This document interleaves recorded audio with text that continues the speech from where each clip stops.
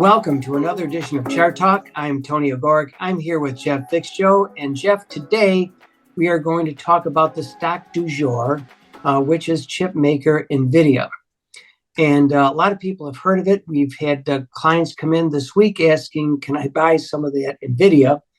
And, we generally tell them, why didn't you ask us that question, 200% ago instead of this week? But they're sort of an interesting play. They do make chips, and with the advent of artificial intelligence, there's been a lot of interest in this company in particular. So why don't you give us a little bit of background, and then we can get to this chart. Yeah, so basically NVIDIA they're called graphic processing units, or GPUs. They're the chips behind artificial intelligence. So they make it run. So when ChatGPT, Microsoft's artificial intelligence chatbot, came out earlier this year, it set up a bit of an arms race where Microsoft and Google now need to compete on artificial intelligence. So they all needed NVIDIA's chips, and they needed a lot of them right away. And so they start ordering them. And this shows NVIDIA's data center revenue, which is for AI.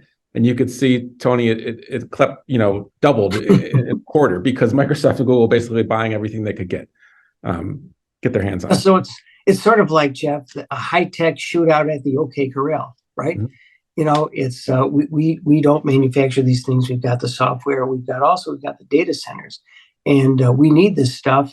And there isn't anyone else who's making a chip that they favor at this point. Now, that doesn't necessarily mean that they have a proprietary technology that no one will ever get.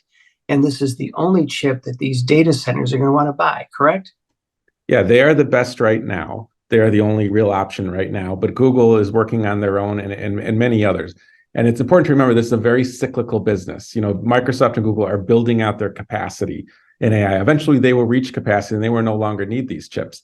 So it's important to realize, we saw this with these chips are very useful in cryptocurrency. You need them to mine for crypto. So we saw huge fluctuations in revenue related to crypto for NVIDIA.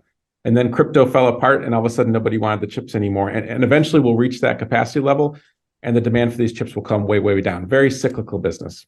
Yeah.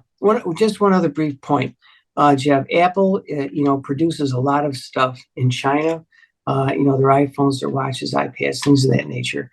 And there was just a story that came out on Bloomberg today, which says that Apple is looking into 3D printing in terms of being able to produce components, and again, onshore some of that stuff. So again, you look at these things and you think that I've got a total lock on it, right? Because we're doing all our manufacturing at Foxconn in China, and then something comes out of left field with 3D printing and says, well, maybe we're not as stuck as we thought we were.